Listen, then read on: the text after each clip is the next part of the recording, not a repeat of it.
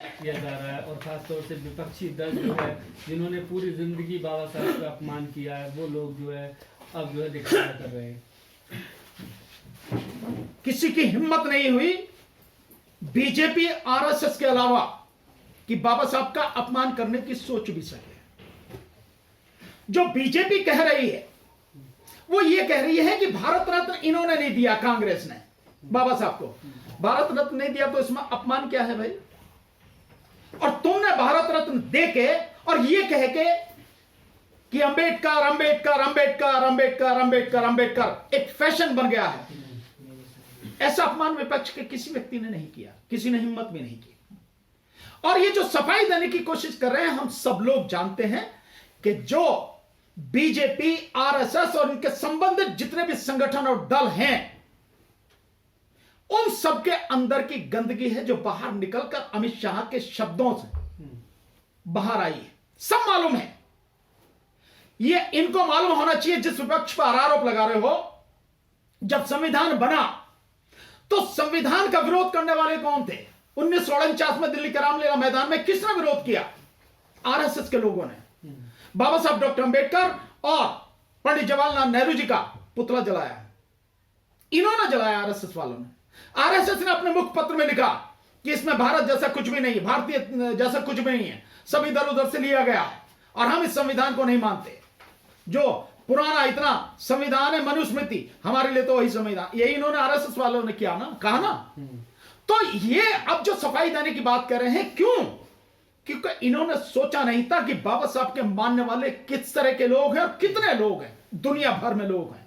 और यह आंदोलन, जैसे मैंने कहा कि दुनिया भर में यह आंदोलन होगा, इसलिए अब वो सफाई देने की कोशिश कर रहे हैं, इसलिए अब वो सफाई दे रहे हैं।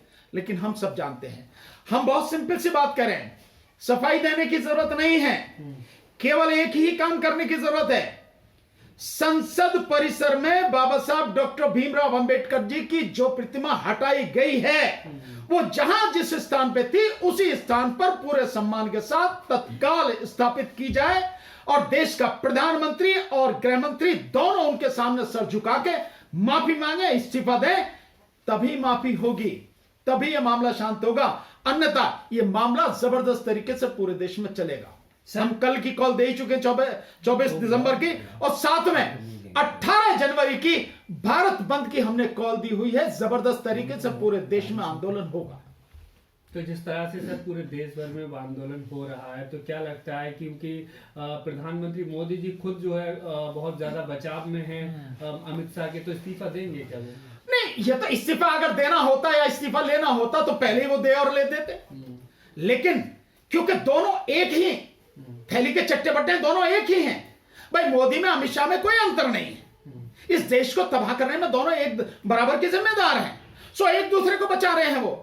लेकिन ये बचाने से काम नहीं चलेगा। और बचा लो तो तुम उसे बचाते रहो, हम आंदोलन करेंगे, या तो माफी मांगोगे, इस्तीफा दोगे, नहीं तो उखाड़ के फेंक देंगे। हमारे लिए तो बाबा साहब का अपमान जिंदगी और मौत का सवाल है। हम अगर आज इस स्थिति में बैठे हैं, या इस देश में करोड़ों लोग अगर किसी बेहतर स्थिति में बैठे हैं, उन्हें पढ़ने के लिए मौका मिला, उन्हें अच्छी नौकरी करने का मौका मिला और सम्मान के साथ जीवन जीने का मौका मिला, तो केवल और केवल बाबा साहब डॉक्टर अंबेडकर की बदौलत मिला। इस देश की 90% से ज्यादा आबादी को इस देश में सम्मान का जीवन अगर मिल रहा है, तो वो केवल और केवल बाबा साहब डॉक्टर अंबेडकर की वजह से है। कोई और इसके लिए जिम्मेदारी या उत्तरदायी नहीं है। हम किसी कीमत पर यह बर्दाश्त नहीं करेंगे। आंदोलन जबरदस्त तरीके से पूरे देश में होगा। सर, बिहार में एनडीए में शामिल पशुपति पारस ने अपने कार्यकर्ता को संबोधित करते हुए कहा है कि बाबा साहब भीमराव अंबेडकर दलित थे, इसलिए उन्हें अपमानित करने की कोशिश की गई है। बीजेपी अपने सहयोगी दलों की भी आलोचना बर्दाश्त कर रही है, लेकिन अमित शाह माफी नहीं मांग सकते। इसे कैसे देखते हैं आप? नहीं, बड़ी देर में पशुपति जो बहुत देर में जागा ये भाई, इसे तो पहले जागना चाहिए था। और मुझे लगा इसका जो हनुमान है, जो मोदी का जो हनुमान है, वो तो अभी भी न जाके दिखे। चिराग पासवान वो तो अभी भी न जाके दिखे। तो ये जो लोग हैं ना, ये गुलाम हैं, गुलाम मानसिकता के लोग हैं। इनके किसी शब्द का कोई अर्थ नहीं है। हाँ, आंदोलन करके दिखाओ, आप लड़के दिखाओ, संघर्ष करके दिखाओ, नहीं है ना, कर नहीं रहना, सत्ता से चुपके हुए ना, अभी में मोदी के तलवे ही चाट रहे हो ना, सरकार की गुलामी ही कर रहे हो ना। तो इनका कहने का क्या मतलब है? जो व्यक्ति बाबा साहब का सम्मान जिसको प्यारा है, वो सत्ता को लात मार के और मुंह पे कह के सामने आए, धर तेरी सत्ता तेरे पास रह गया, हमें नहीं चाहिए तेरी कुर्सी उर्सी, लेकिन किसी कीमत पर बाबा साहब का अपमान नहीं सुनेंगे। तो क्या चिराग पासवान आया, क्या जीतन राम मांझी आया, क्या जो नीतीश कुमार आया, और क्या वो जो है रामदास अठावले आया? नहीं आए ना। तो इसका मतलब साफ है कि सारे के सारे गुलाम हैं, और मैं नहीं समझता कि गुलामों को कोई भी महत्व देने की जरूरत है। पर सर आपको नहीं लगता इस आंदोलन से जैसे बीजेपी सरकार डर गई हो, अमित शाह को सफाई देनी पड़ी, पीसी करनी पड़ी? डरना पड़ेगा, ये किसी आम व्यक्ति का मामला नहीं है। ये गजेंद्र बाबा साहब डॉक्टर अंबेडकर, जिनको दुनिया मानती है, दुनिया में अगर सबसे ज्यादा लोगों का भला अगर किसी व्यक्ति ने किया है, या इतने लोगों के लिए अगर कोई लड़ा है, तो एकमात्र बाबा साहब डॉक्टर अंबेडकर है। इसलिए दुनिया मानती है। आज की तारीख में भी कोई व्यक्ति बाबा साहब की योग्यता, चाहे वो फाइनेंस के विषय में हो, चाहे वो जो लॉ के विषय में हो, चाहे कॉन्स्टिट्यूशन के विषय में हो, चाहे सामाजिक कार्य करने के विषय में हो, कोई आज तक उनके बराबर नहीं पहुंचा। अभी तक तो नहीं पहुंचा, आगे की क्या स्थिति होगी पता नहीं, लेकिन अभी तक नहीं पहुंचा। और इस देश के तमाम दलित समाज के लोग, आदिवासी लोग, यानी SC ST OBC के लोग, माइनॉरिटी के लोग, इस देश की आधी आबादी यानी महिलाएं, चाहे इनके अमित शाह वगैरह ये जो लोग हैं, ये जो चौकड़ी है, इनके अपने समाज की महिलाएं क्यों ना हो, बहन, बेटी, मां और पत्नियां, वो क्यों ना हो, वो भी, उनको भी अधिकार बाबा साहब डॉक्टर अंबेडकर ने दिए। समाज जैसे जैसे पढ़ेगा, लोग जैसे जैसे पढ़ेंगे, सबको समझ में आ जाएगी कि इतना अपमान झेलने के बाद भी अगर कोई व्यक्ति अगर न्याय कर सकता है, हमें स्वतंत्रता दे सकता है, समानता दे सकता है, इस देश में भाईचारा बना के रख सकता है, तो केवल एक इंसान है, बाबा साहब डॉक्टर अंबेडकर। तो डरेंगे क्यों नहीं? डरते तो इनके पुरखे भी थे, ये क्यों नहीं डरेंगे? इनकी औकात क्या? डरेंगे, डरना पड़ेगा, माफी मांगनी पड़ेगी, इस्तीफा देना पड़ेगा। इस प्रकरण के बीच में बाबा साहब पर जो विवाद बयान दिया है अमित शाह जी ने, मनुस्मृति पर भी एक जो है चर्चा हो रही है, और तमाम लोग जो है इसके फेवर में आप देख रहे हैं, ट्विटर पर, सोशल मीडिया पर जो लिख रहे हैं। नहीं, जो तमाम लोग जिसको आप कह रहे हैं कि मनुस्मृति के फेवर में लिख रहे हैं और कह रहे हैं, वो सारे के सारे इनके जो है बीजेपी IT सेल के तनखैया कीड़े हैं, सिर्फ वही हैं जो लिख रहे हैं, और वो मनुस्मृति को जो सही साबित करना चाहते हैं। लेकिन उन तनखैया कीड़ों से मैं ये पूछना चाहता हूं कि यही मनुस्मृति तुम्हारी बहन, बेटियों, पत्नियों, तुम्हारी जो है माताओं, इन सब के अधिकारों को छीनती है।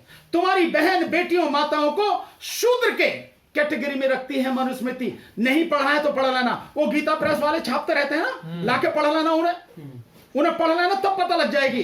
और यही मनुस्मृति है SC ST समाज के लोग भी, वो तो जानते ही हैं, फिर भी जो नहीं जानते वो जाने, OBC के लोग, क्योंकि OBC वाले भी शूद्र ही हैं। और मनुस्मृति कहती है कि अगर शूद्र के कान में वेद का कोई शब्द या वाक्य पड़ जाए तो उसके कान में पिघला हुआ शीशा डाल देना चाहिए, या लाख पिघला हुआ डाल देना चाहिए। और अगर कोई शूद्र उच्चारण करता है वेद वाक्य का या वेद के शब्द का, तो उसकी जीभ काट लेनी चाहिए। मनुस्मृति में तो लिखा है, महिलाओं को न प्रॉपर्टी का अधिकार, न विधवा विवाह करने का अधिकार, किसी तरह का अधिकार, न शिक्षा का अधिकार। तुमने रखा SC ST OBC, इनको तो शुद्ध में रखा ही तुमने, लेकिन अपनी मां, बहन, बेटियों को भी इस मनुस्मृति ने जो है शूद्र की कैटेगरी में रखा।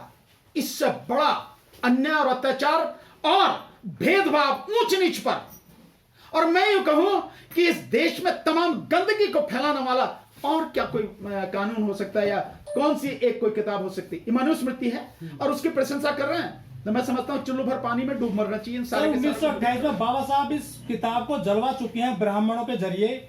जब ये किताब जल चुकी है, संविधान से देश चल रहा है, लोकतंत्र है देश में, तो फिर इसका जिक्र क्यों करते हैं आप? क्या लागू है क्या ये? हम नहीं जिक्र करते, वो जिक्र कर रहे हैं, तो उसका जवाब तो देना पड़ेगा ना कि तुम जिक्र किस बात का कर रहे हो। किताब है कहां सर अभी? क्यों नहीं है किताब? आपको हर जगह उपलब्ध है किताब, जाओ दुकानों से लेके आओ। नहीं। और गीता प्रेस वाले से बांटते फिर रहे हैं, उनसे ले लो आप, किताब हर जगह मिल जाएगी। व्यवहारिक जीवन में इसका प्रयोग, व्यवहारिक जीवन में प्रयोग वो कर रहे हैं भाई। वो इसीलिए तो तुम्हें अलग रखना चाहते हैं, इसलिए तो तुम्हारे अधिकार सब छीनना चाहते हैं, तुमसे वोट का अधिकार छीनना चाहते हैं, तुमसे समानता का अधिकार छीनना चाहते हैं, तुम्हारी स्वतंत्रता छीनना चाहते हैं, तुमसे संपत्ति का अधिकार छीनना चाहते हैं, तुम पढ़ ना सको ये अधिकार छीनना चाहते हैं, तुम आगे बढ़ ना सको ये अधिकार छीनना चाहते हैं, तुम सर उठा के जी ना सको ये अधिकार छीनना चाहते हैं, तुम एमपी ना बन सको, तुम एमएलए ना बन सको, तुम कलेक्टर ना बन सको, तुम एसपी ना बन सको, तुम डीजीपी ना बन सको, तुम जज ना बन सको, तुम हाई कोर्ट के जज ना बन सको, सुप्रीम कोर्ट के जज ना बन सको, मिनिस्टर, प्राइम मिनिस्टर, मुख्यमंत्री ना बन सको,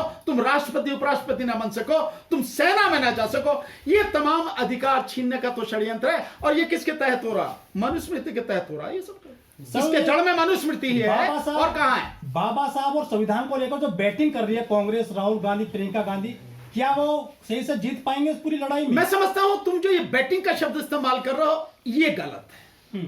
अगर कोई इस आंदोलन को लेकर चल रहा है और इस मुद्दे को उठा रहा है कि आप यानी बीजेपी इस देश का प्रधानमंत्री और गृह मंत्री बाबा साहब का अपमान कर रहा है, और वो लोग उससे आहत है, चाहे मान लो आप किसी भी तरह से हो, अगर वो आहत है, वो इस मुद्दे को उठा रहे हैं, तो वो तो तुम्हारी लड़ाई लड़ रहे हैं, इसमें दिक्कत क्या है? किसी को भी क्या दिक्कत हो सकती है? राहुल गांधी जो कर रहे हैं सही कर रहे हैं, माननीय खड़गे साहब जो कर रहे हैं वो सही कर रहे हैं, प्रियंका गांधी और कांग्रेस और समाजवादी पार्टी और जितनी भी पार्टियां हैं जो बाबा साहब के अपमान के मुद्दे को लेकर सड़क पर हैं लगातार, मैं समझता हूं सब लोगों को उनको बधाई देनी चाहिए, सब लोगों को उनके साथ में होना चाहिए, किसी को दिक्कत क्या है? लेकिन प्रमोद तिवारी प्रदर्शन के दौरान कह रहे हैं खड़गे साहब हरिजन हैं, उन पर जो गिरे हैं हरिजन एक्ट लेना चाहिए बीजेपी वालों पर, वो अभी हरिजन से दरिजन से बाहर नहीं आ रहे। मैं ये समझता हूं कि अगर इस तरह के शब्द कोई बोल रहा है तो हरिजन शब्द बोला जाना ये गैर संवैधानिक है।